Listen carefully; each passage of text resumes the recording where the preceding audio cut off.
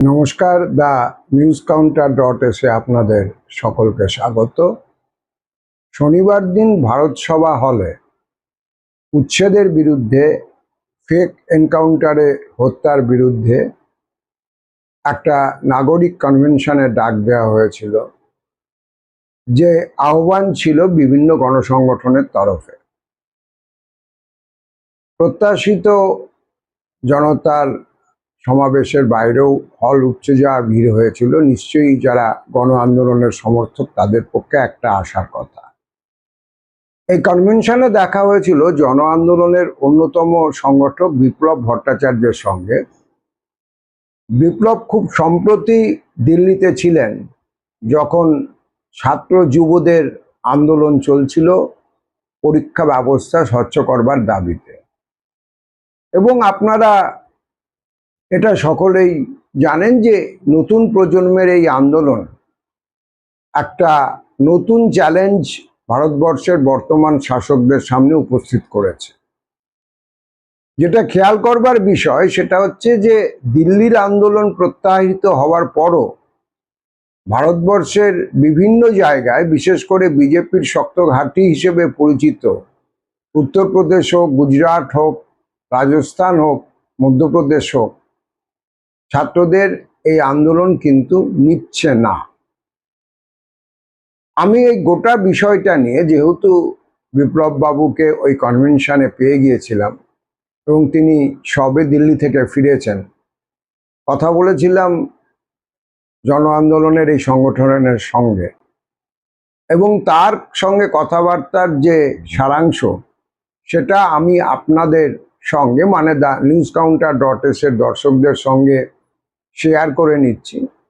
আমরা যেখানে কথা বলছিলাম তার পাশেই কনভেনশন চলছিল এবং স্পেসটাতেও বিভিন্ন লোকের আনাগোনা ছিল। স্বাভাবিক, খুব একটা কন্ট্রোল জোন ওটা ছিল না। শব্দের প্রক্ষেপণে, শব্দ গ্রহণে যথেষ্ট অসুবিধা হয়েছে।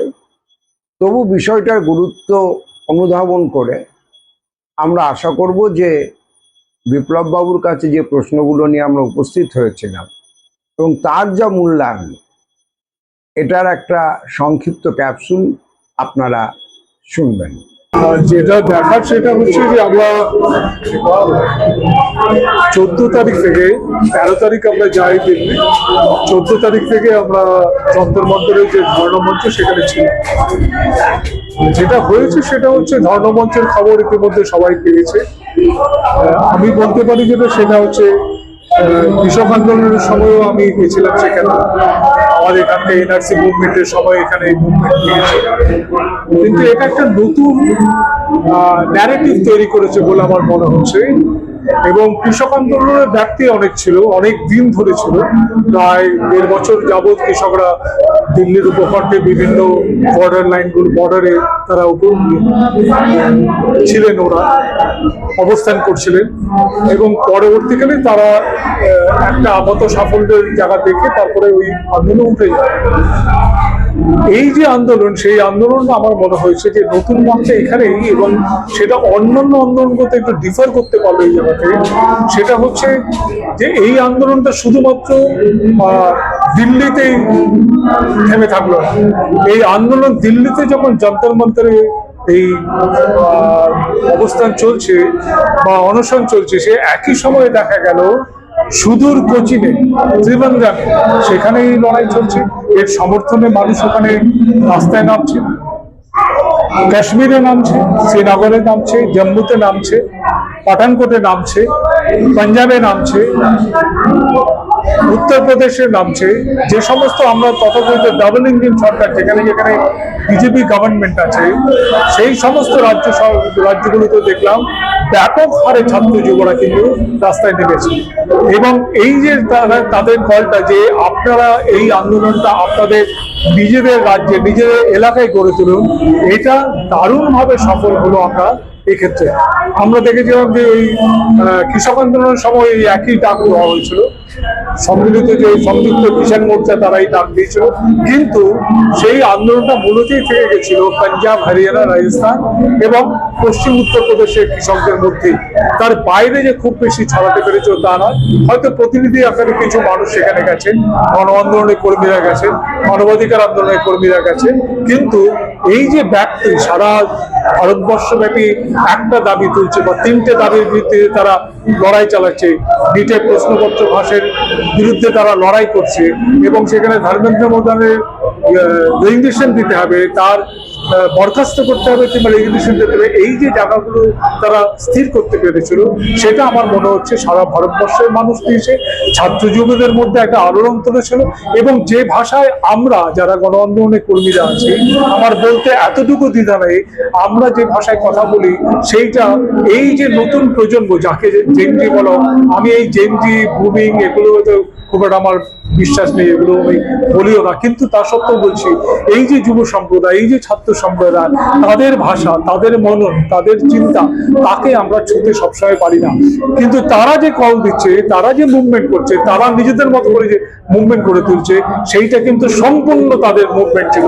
সেখানে আমাদের মতো যারা আমরা অ্যাক্টিভিস্ট আছি বা অন্যান্য পলিটিক্যাল লিডার আছে, তাদের কোনো ভূমিকা সেইভাবে কিন্তু কোনো মৌলিক ভূমিকা দেখা যায়। এটা আপনার কি মনে হচ্ছে যে এই নতুন প্রজন্ম নতুন কোনো ন্যারেশন সেট করতে পেরেছে? ন্যারেশন, একদম নতুন ন্যারেশন তৈরি করেছে এবং যে ন্যারেশনের মূলে যেটা, সেটা হচ্ছে ন্যারেশনটা যদি ওরা সেট করতে না পারতো সারা ভারতবর্ষব্যাপী, কোথায় গুজরাটে যেখানে বলা হয় ডাবল ইঞ্জিনের সরকারের সবচেয়ে পুরনো সরকার, সেই সরকারের আমরা দেখছি গুজরাটের আহমেদাবাদে, গান্ধীনগরে, সেখানে এই মুভমেন্ট হচ্ছে, বড়োদাতে হচ্ছে, সুরাটে হচ্ছে, ছাত্র যুবরা তারা নিজেরা নেমে যাচ্ছে। তার মানে কি এই কলটার জোর ছিল এবং কলটা যেভাবে সেট করতে পেরেছে, যেভাবে দিতে পেরেছে, যেভাবে ছড়াতে পেরেছে, যেভাবে মানুষের মনে ঢোকাতে পেরেছে, এইটা কিন্তু তাদের একটা বড় সাফল্য।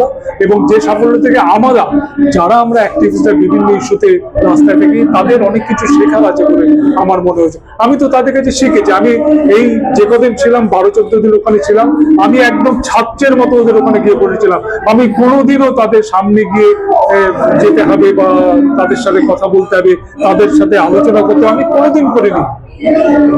কেপেবল এনাফ, তারা অনেক বেশি কেপেবল, তারা এই কাজটা করতে পারে, করছে।